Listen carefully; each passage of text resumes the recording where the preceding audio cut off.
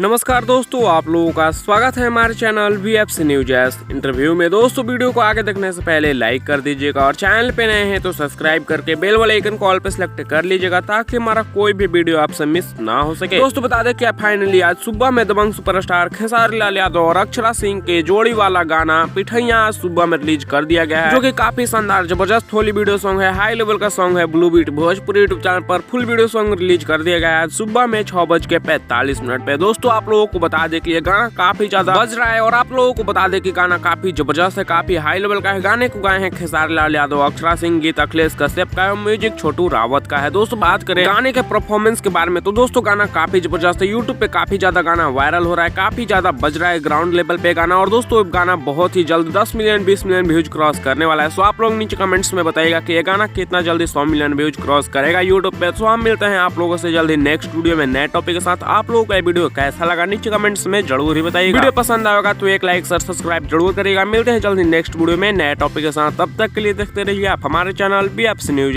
Interview.